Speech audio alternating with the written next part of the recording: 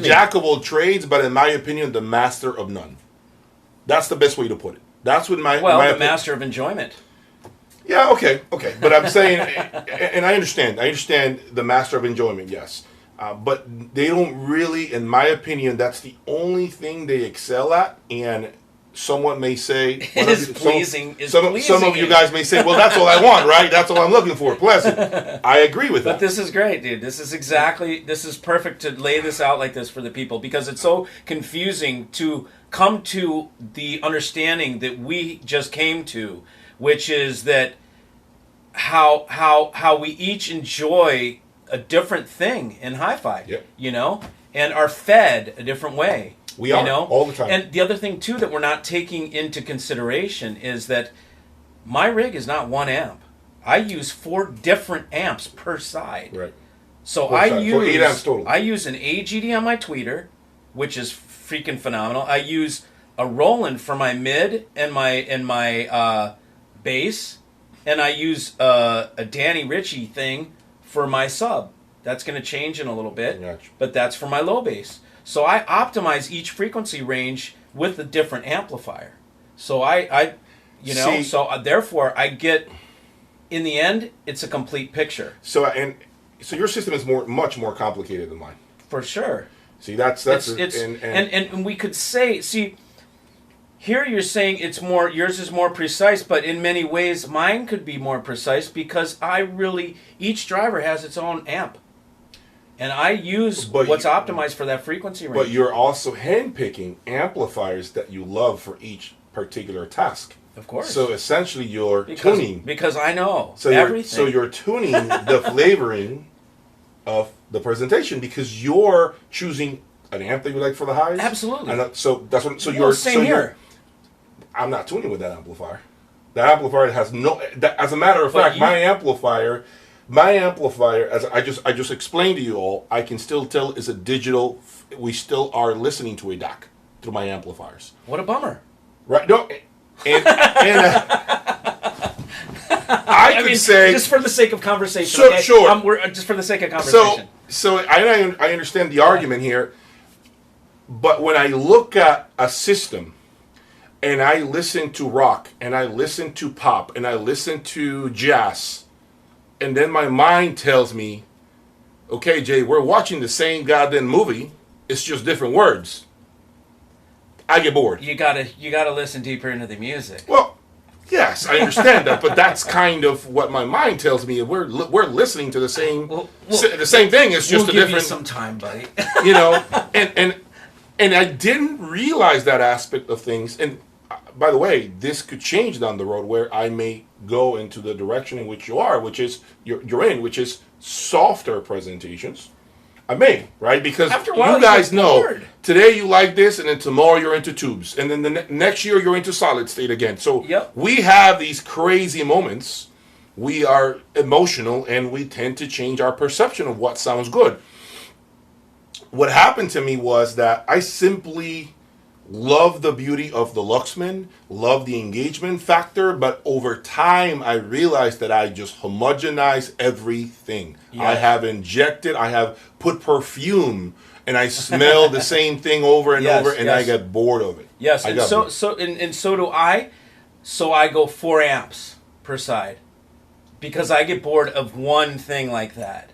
And so I have different amps to bring out. Oh, yeah, You've got to come. You're going to come, right? I'm going to come. Definitely. I got to put that plan together and go up there. Because you'll get an idea. I go after live sound. I go after live reproduction. You close your eyes, you are virtually, it's indistinguishable from a live show.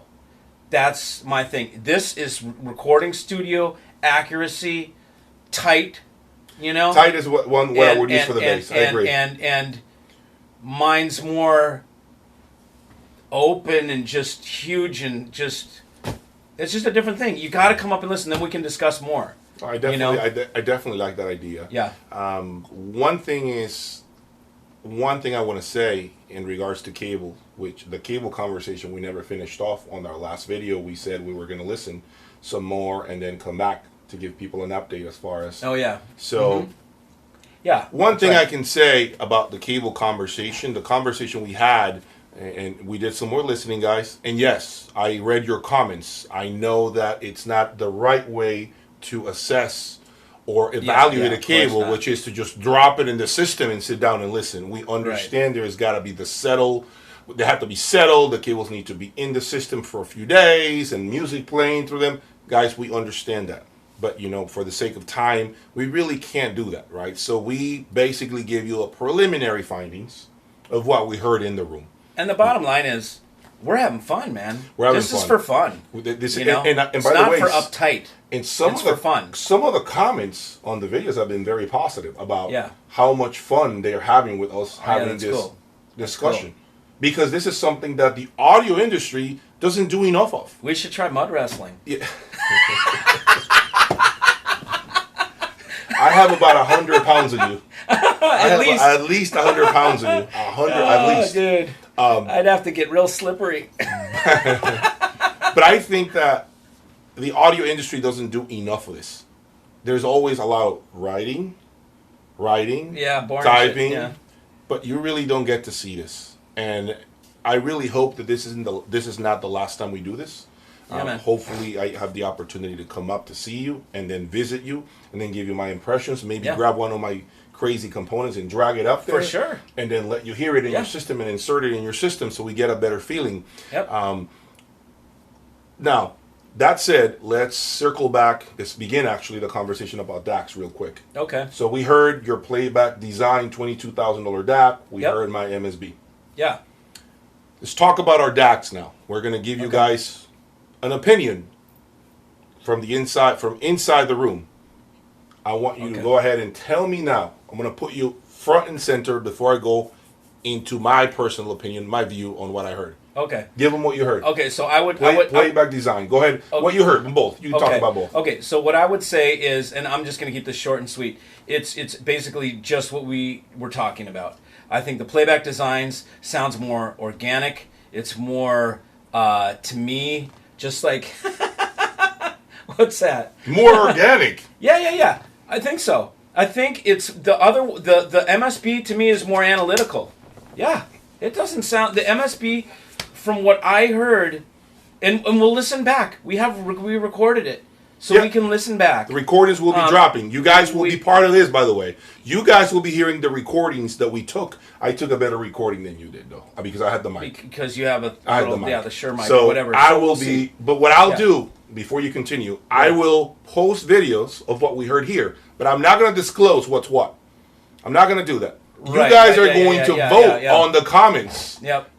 Presentation 1 or presentation 2. You guys will be the judge for yourselves. Yep. Okay? Because we don't want to hear this biasing or with Mike, so I'm going to vote for his scrap, and then with Jay, I'm going to vote for what he has, all this crap, whatever. Yeah. I'm not going to do that.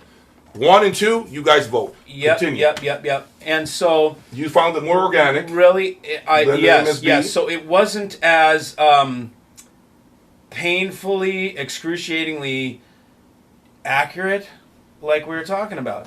To me, the accuracy, it's a studio thing.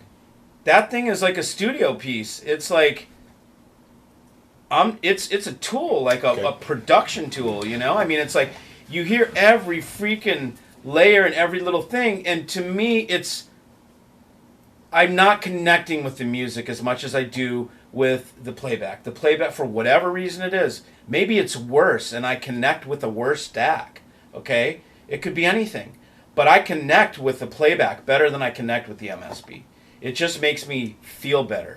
But you did say, if I recall, that you did feel that the MSB did extract more information, an extra 5 to 10% here, and that you could probably close the gap with footers and power chords. Remember you said that? Yesterday. Yeah, yesterday it sounded different. Today, there's more detail because of the preamp. Okay. So we've got more detail already. There's better shimmer and all that kind of stuff. So I think they were closer today than they were yesterday. Or the day before. It seemed like there was more of a disparity. Now, the playback to me sounded more detailed than it did the other day with the VAC DAC. This preamp, when we haven't tried the playback now direct without the preamp, you know, just to see And we did do that. We tried your playback, but we didn't play. We didn't do the MSB. We should do them side by side to compare. So, but this is actually a great, quick something we need to say, which is the importance. We need to say this: the importance of a preamplifier. When we used your DAC directly into the amps. In your rig, not in my rig. Yeah. In my system, when we used his DAC straight into the amps, it was not the same feeling as when we use the preamplifier. I think we have 3 people in here. I think we all agreed that the preamplifier just made everything just pretty big, and there was a lot more body to the presentation. I would say air, not body, but air. You agreed. You agreed that the preamp was in here. The preamp is a must. It was additive. Right. It added something that wasn't there. You know. So I am a believer. I felt like it gave an airy presentation, like a glow or an airy, ethereal sort of a thing. Now in this rig, it did. I think it did add something. It was better than just the DAC alone.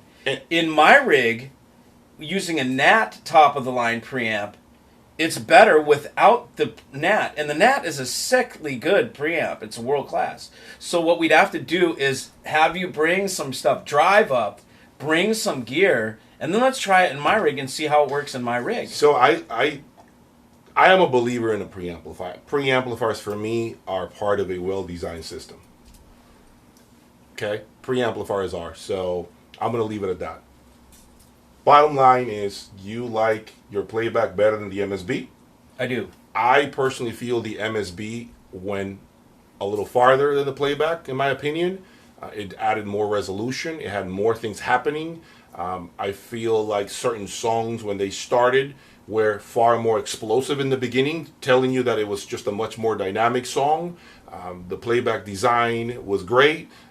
The one thing it did for me, I would say, and thank you, Mike, for this, it allowed me to see the law of diminishing returns between DACs. And I've been very vocal about this. DACs have a huge, huge law of diminishing returns. Do not forget that. And in my opinion, in your system, I more than likely would stick to a playback design than my MSB, because I do feel that it is so much needed to have a system, to your point, at this level, this crazy mastering type of rig, to really capitalize on the extra 5% that maybe the MSB DAC gives you. Yes. Right? Yes. And to me, it wouldn't be worth to have an MSB DAC reference if your system, and I'm not saying is at the level of mine. You have to be at this level for me, for in my opinion, to really, really just take advantage of the DAC. If not, it doesn't make sense. Okay? Yeah. So anyway. Yep. And the other thing too is, for me, and it was similar with the DAC and the transparent cables. Yep. Too much of a good thing. It's like in a manufacturer's zeal to make something so detailed, it's like too much detail for me. It can be too pretty for me. There is such a thing as too embellished, like brilliant, and embellished is like, it doesn't sound real to me. It sounds artificially good. Is that, do you get that concept? Yeah, I see what you're saying. So it's like there's a line there for me, and it gets to a point where okay, a little too much. Now we're into fairyland. Now it's really cool, and I'm tripping out because everything's really wild, and I see little ornaments everywhere in the air space, and they're glowing and they're shiny and they're stars, but it's distracting me. I can't connect with the music because I'm so distracted by all the little ornaments that I'm hearing. You know. So you're saying extreme resolution distracts you too much for you to really connect with the music. Absolutely. Okay. Yeah. So and that is definitely something that I could There's a fine line like I that. I couldn't argue that comment, because I can understand how so much of everything will take you away from literally just vibing with the music, because there's lights flashing constantly, strobe lights constantly. Look at that! Oh, this is another thing. And I understand that, and that's something that I agree to. But it depends on the personality again of the person. Maybe that's what you want. Yeah, right. And then you're stoked. Right. Yeah. Right. So a lot going on, guys. I mean, I hope you guys have enjoyed this presentation, this collaboration here with Mike. You know, it had been great. It has been awesome, Mike. Thank you for coming over, been man. Terrific, I man. really appreciate Fired this. up, brother. And we're going to hopefully do this again. I really do not know when I'll be able to come up, but I definitely owe that visit. And I need to come up there and listen. And then maybe I actually make his system real fucking next level if I just grab one of my crazy components. Brother, if you do that, if I could grab a 725 up there, or grab any other component that I have here and take it up there for him to listen in his system, he might hear his system do things that he didn't think were there. Maybe you hear more bells and whistles that you're like, okay, that is cool. And again, we're trying different things. You require or want or desire an amplifier, a single amp that goes into a speaker with a single pair of binding posts. I don't want that. I want more control of the sound. I don't want one amp to do everything, because I don't know one amp that does everything perfect. I know one maybe. And I'll tell them about that when it comes in, because it's on its way. Oh yeah, that's right. You told me about it. Yeah. Okay, So I look forward to it. I look forward. That would be killer to bring those monos down here and put those to these things. That would be great. That would be a battle, right? Yeah. Well, just interesting to listen to, just to see. It'll get hot in here, boy. It would, definitely. They make, Class A amps, just like, they're hotter. Yep, they do. Yeah. They are very much.